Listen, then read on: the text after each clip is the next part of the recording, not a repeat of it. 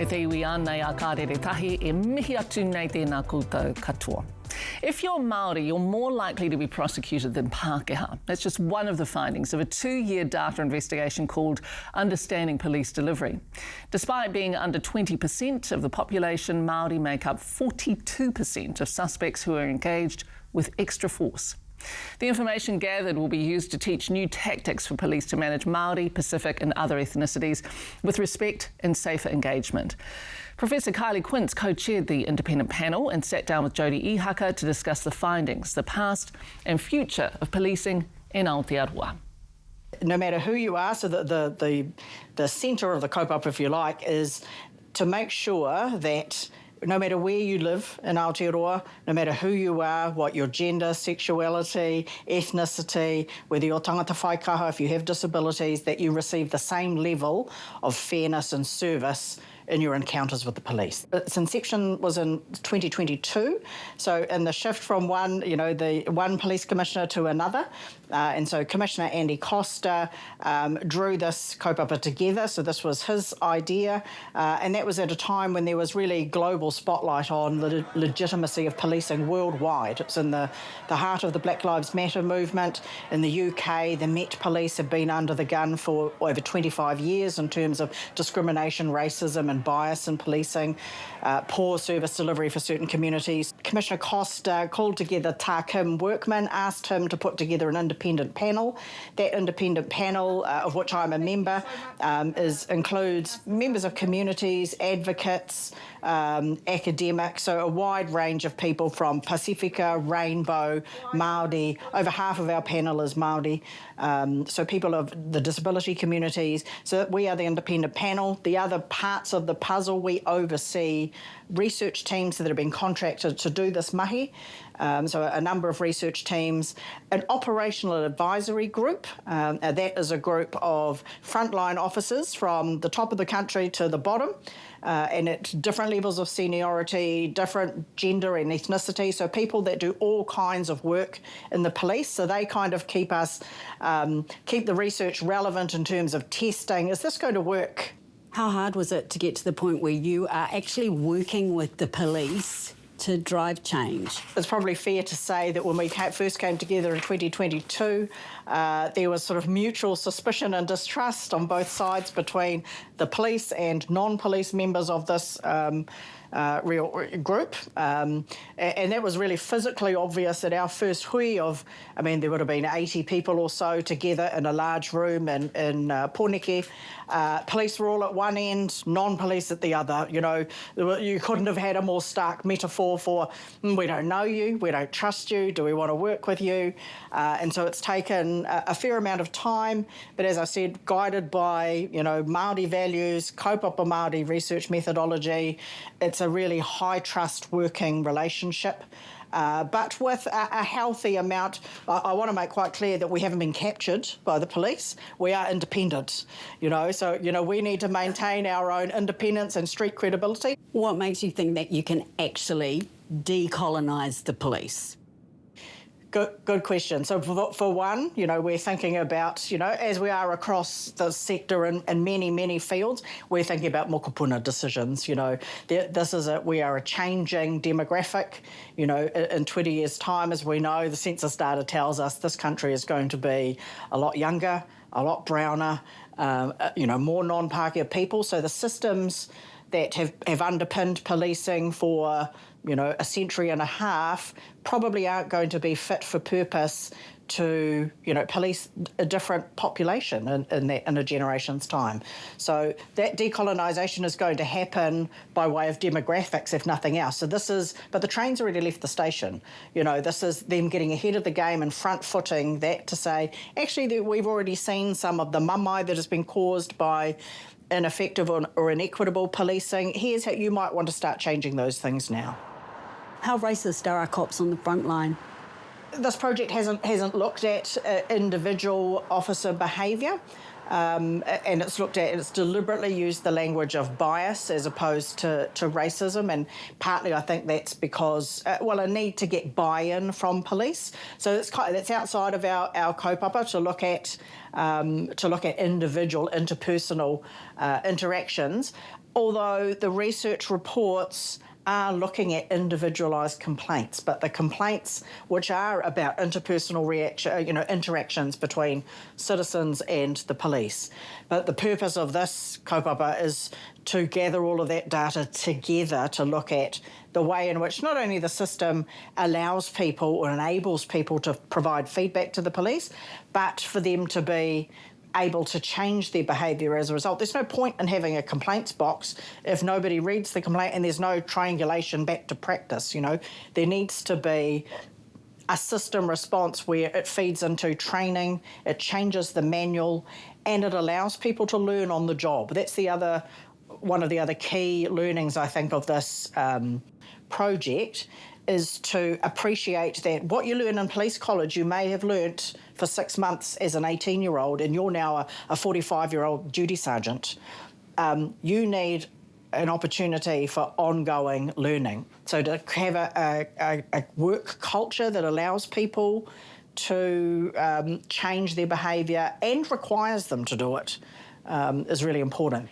How confident are you really that you're going to get all of your research data across the line in terms of sort of changing the way police see Māori, Pacifica, or just all brown people in general? So what I'd say to that is that this research and our recommendations are about the long game. Again, mokopuna decisions. We all know there are a number of seminal reports, whether you're talking about Puao Te Atatu in 1986 around social welfare, whether you're talking about Moana Jackson's He Whai Pānga Hau, Māori in the criminal justice system. Even more recently, the Welfare Expert Advisory Group, the Effective Justice. We have a long history of amazing research and inquiries, and those things stand the test of time. They may be put on the shelf temporarily, but as iwi Māori, we think collectively and intergenerationally. So this is not about this commissioner, it's not about this particular group, or even about just this year of police recruits. This is about standing up the police to be safe, the people that safeguard our communities in Aotearoa, whether that's going to happen in 2030, 2040, or the distant future. So we're not particularly tied as to whether or not this is going to happen tomorrow. We need to be optimistic that we have some shared messages and values, no matter what people's political leanings or inclinations are. That those messages about safety, they're important, and fairness. Even the most right-wing commentators and politicos in this country, at the very least, they want people to be treated the same. We're asking for exactly the same thing. You actually seem to have a little bit of a spring in your step with how you're talking to me right now. Are you confident about how this research is going to be used? Hopeful. As I say, the research itself is going to stand the test of time. I fully appreciate, I'm not going to be Pollyanna-ish about it. Times are tough. Policing is tough in a recession time. When people are doing it tough, that's what real equity looks like, is that the fact that they've been there, they need to come with a clean slate and behave respectfully. That's a big call to ask for that to change, but I'm confident because I'm hopeful. Police recruits seem to be cut from a different cloth. They're of a different generation. They have a better understanding of our history, of the whakapapa of how painful policing has been for iwi Māori since 1840. And so, I'm hopeful. You've got to be hopeful. The annual Kingitanga celebrations at Tūranga Waihī saw Kingi Tuheitia call for peace, aroha and unity. Prime Minister Christopher Luxon and New Zealand First Leader Winston Peters expressed similar sentiments. Engari, not everyone's happy. Tainui rangatira Tukurorangi Morgan didn't pull any punches and told the PM, "You've thrown Māori under the bus." To discuss Māori Crown relations and other key kaupapa, we're joined by One News Yvonne Tahana and a political commentator, Shane Te Pou. Oh, so lovely to see you both. Thank you for being here. So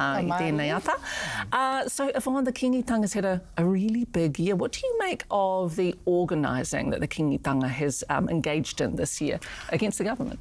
I have to say Koroneihana is probably one of my favourite things. I grew up as a Māori journalist on that pā, and I've got to say that there are dull years and there are years where you will see multitudes come in, you know, the tens of thousands, which I think we saw over that week. Certainly right? Thousands, yeah. I think you know, the Kīngitanga Waikato Tainui have an organising capacity in a way that many other iwi do not have, and it is based on their history. Kīngitanga kept them so strong, focused on a purpose for, you know, between 1860, was it 4 when the Kīngitanga came along, and when they settled, and then it's flowed on from that. So they have had a busy year. They have taken somewhat of a leadership approach this year, which I think other iwi, you know, they are a part of it as well. So I think there is a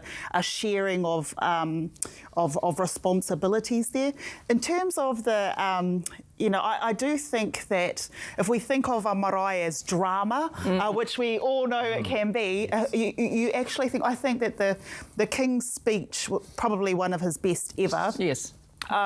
I think he hit that right, the note of hope, kotahitanga. I think he had a hopeful message. And if you think about the roles on a marae, then you can have your tuku Morgan going hard, and you can have Rahui in that sort of middle diplomat space, I suppose. And interesting you brought up Rahui too, because of course he did say, you know, coalitions come and go, Te Ao Māori is forever. It was a popular comment, Shane, but do you think it landed with the coalition, with Christopher Luxon? Well, I hope so. It landed with me. Just an overall perspective, I think that the Kīngitanga has a very good comms team, obviously, but I think more importantly, he is listening to rangatahi. He is listening to what we call now the kohanga reo generation, and I think they're coming through and they're pushing them forward and saying, hey, these are Taka, you are our king, you are our unifying force, and so, you know, that articulate sort of methodology that he's using, quiet but strong words are important. But will they land? Do they land in the halls of power in Wellington? I think they will land. I think it's not a new message, right? Yeah. Like, I think all political, all Māori political, iwi especially, they tend to say that at Waitangi. Yes. Like it's something that we've heard sort of time and time again at different things. I think there's that generational view which iwi leaders have because they are around longer than governments. That is a fact of life. An iwi leader might be around for 40 years. Unopposed sometimes. But I think there's a changing political paradigm. I think Middle New Zealand is watching ACT, and to a lesser degree, but certainly New Zealand First, that are trying to whip up this culture war, American-style culture war, that actually doesn't land in Middle New Zealand and scares them. And I think now is the opportunity for the leader, the Prime Minister and the leader of a mainstream party to say, hey, folks, as David Longley famously said when he's tried to put a halt to Rogernomics, time for a cup of tea. It is time for a cup of tea, and it's time for kōrero, and it's time for the Prime Minister to lead and cool the situation down. Now, interestingly, though, Christopher Luxon did leave Koroneihana. He left Ngāruawāhia, went back to Parliament. He was challenged by Chloe Swarbrick. Do you believe that Māori ceded sovereignty? It took him a while to get there. He sort of fudged his way around it until he finally said Māori ceded sovereignty to the Crown. So maybe he didn't hear those messages. Well, it's. I would say it's Ngāpuhi will probably be looking at that. They are the last. I keep saying it. They are the last big tribe. They're the last big issue, the last big treaty settlement to be done. So, you know how that plays at the negotiating table. If Ngāpuhi ever you know, they arrive at a negotiating table. I will say in terms of that treaty settlement, if you know, in terms of what that treaty settlement might look like, it is interesting because they have separated out their cash, which is the tupu tō. That has become, the horse has come before the cart, is that the expression? The cash settlement, well, who knows if it, a portion of it, 150 million's been set aside.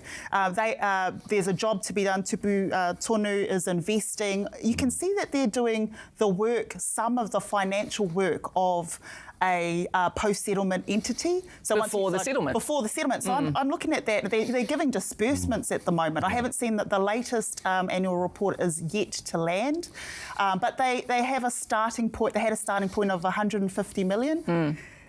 when we turn to who's in Ngāpuhi now, you're seeing that generational change, right? New CEO. And so Moana Tūwhare, Yes. that's exciting, not only for the magic of her name and koro, but also for who she is as well. That'll be interesting to see her take up that leadership position. You've got Mane Tāhere making waves as an iwi leader, walked out of the Iwi Leaders Forum, the one in Wellington, was at the beginning of the month.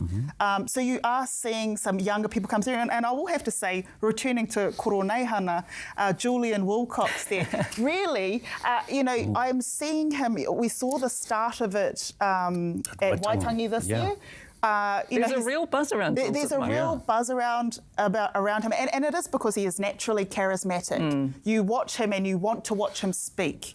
And that's not the same of all of our politics. You want to watch. So then, but he's got pragmatic articulation. If I could, I'd like to make a couple of comments about the Prime Minister's assertion that we ceded sovereignty. We did not. We did not.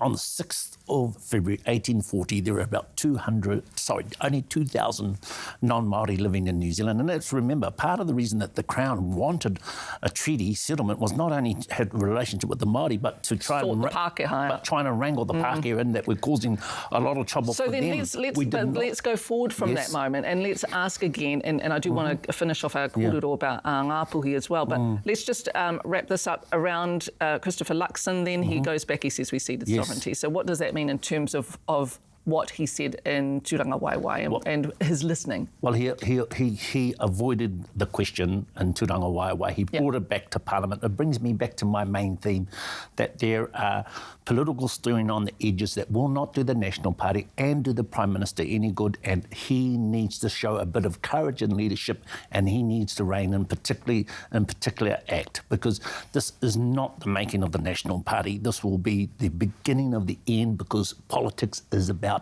being in the middle, particularly for the National Party. I would say, Mikey Schumann, our One News political editor, did the polls this week, found that the Prime Minister's popularity is increasing. Yeah. The party support is broadly the same. It hasn't really moved.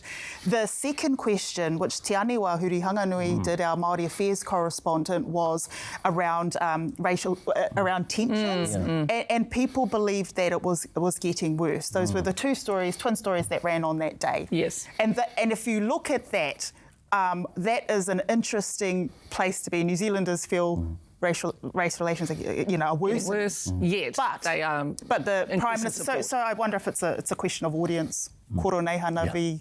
Yeah, probably. And the other thing is that I think that I do have a lot of hope for our future. I particularly hold it in our rangatahi, people that are a generation younger than me that don't have the hang-ups that folks one generation above me have. And I actually think that Aotearoa New Zealand is in very good hands, and it's that generation that will shake off some of the shackles of just in-depth prejudice that Māori face on a day-to-day basis. Let me ask you how we got here then, because it's very easy to look at National, look at the coalition and say, they're doing terrible things. However, you could also say that there's a failure of successive governments to actually service the needs of Māori, and in doing so service the needs of our country. How did we get to this point? Is it because this coalition is pandering to racism in our country? Well, Tuku told Te Karere that's what he believed at Koroneihana this week. That was reported on Te Karere earlier in the week. But do you think that Labour also has to take some responsibility for tilling what has now become fertile soil? I thought the messaging around co-governance, three waters, could have been better, could have been clearer, could have spoken to middle New Zealand even better. But hey, let's have a look at where our rates are now. People of Kirikirirua are getting a 23% rate rise as a result of lack of infrastructure. Three waters looks like a pretty good deal in the reverse mirror. Yeah, I think that is part of it. But what we are seeing, and we haven't seen it for long, is quite a brutal attack on the fundamentals of Te Tiriti that is led by ACT and David Seymour. We haven't witnessed that. Nonetheless, you feel hope. We do have to wrap in just a moment, so I just want to quickly come back to you, Yvonne, Ngāpuhi and Shane. Hope for that settlement to happen anytime soon? I think whatever happens with the settlement, and I'm a ngāpuhi, but whatever happens with the settlement, what I'm interested in is that younger generation. Yes. We see moko tepanea, we see the triplets,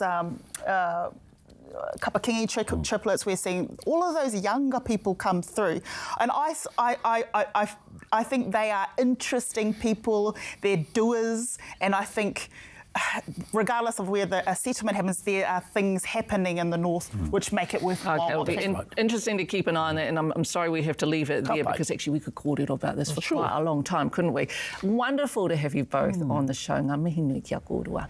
In the Western Bay of Plenty, 5 te arawa iwi have banded together to save Waihī estuary. It was once a traditional food bowl for generations of their people, but today it's so polluted that a permanent warning against harvesting shellfish is in place. Full restoration of Waihī estuary will take decades, but the work is being led by one of their own, Kura Paul Burke, the only Maori woman who's a professor of marine science and aquaculture. Here's Wena Harawira.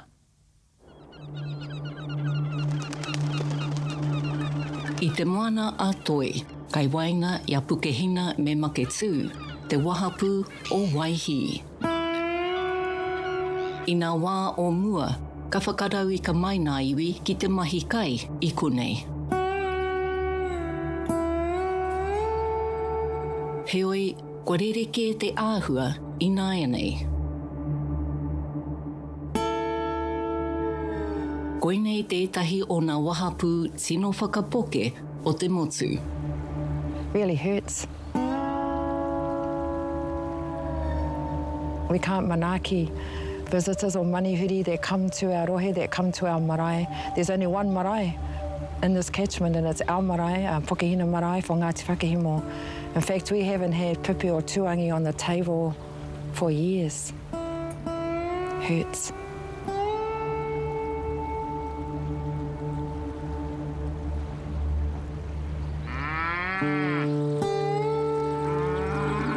Tōna te kaumātoru mano heketea te nui o te whaitua ahu whenua I te rohe nei.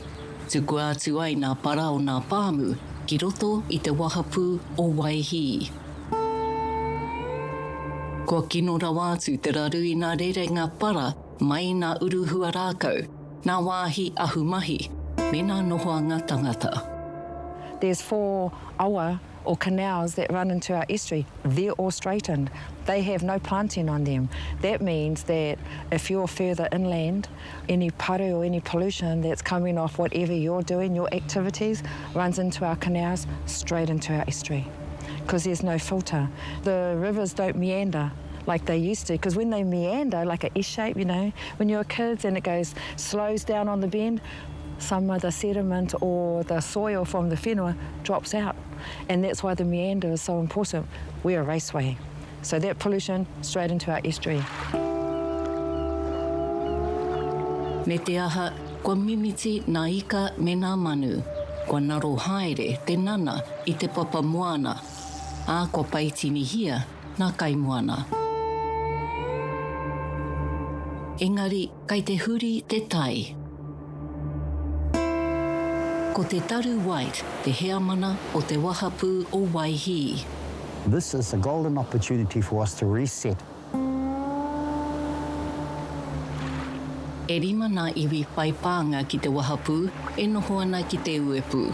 Arā ko Ngāti Pakahemo, ko Ngāti Pikiao, ko Ngāti Mākino, ko Ngāti Pakaue ki Maketū, ko Tapuika. A ko te whakarau ora I te wahapū, te whai. They're leading it because they've come together, right? Together we will thrive. If not, we'll dive, and it's as simple as that.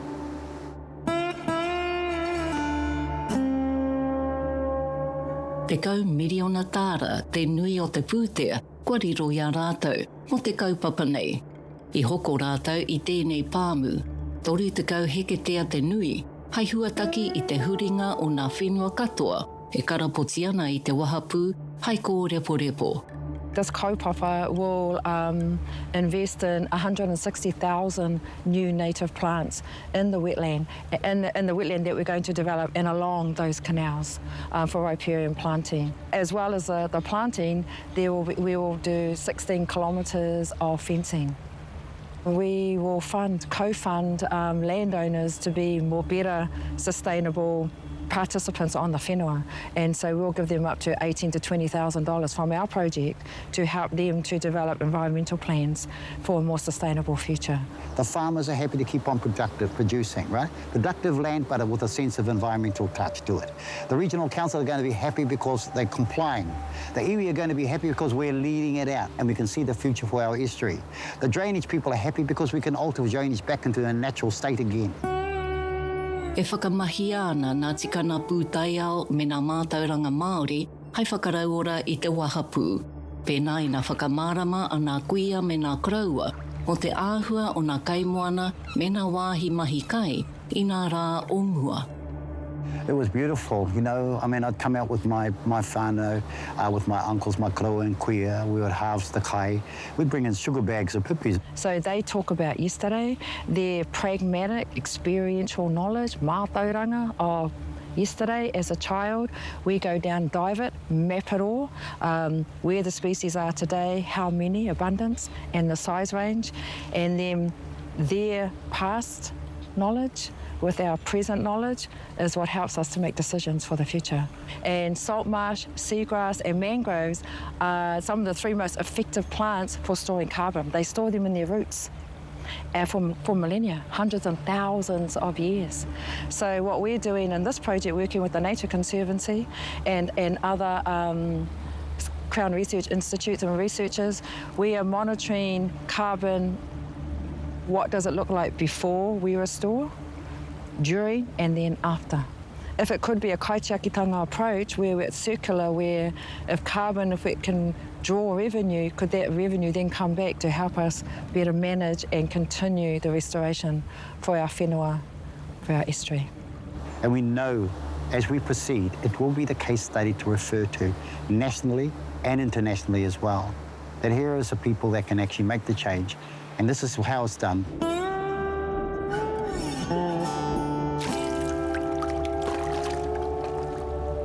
Ka pau te 50 koutou kaura nōpea nā wai o te wahapū o Waihī. Ko te tūmanako o kura, ka ora nō hoki o nā iwi. Nobody gets sick. You can eat the kai, you know how to care for it, and you know how to better protect and manage it for their mokopuna. I think it's a dream of every iwi across the motu.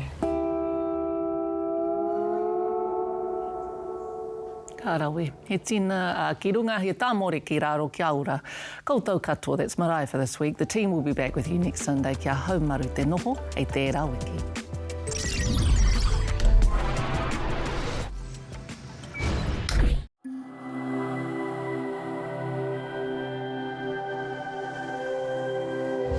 Ko te reo, te take.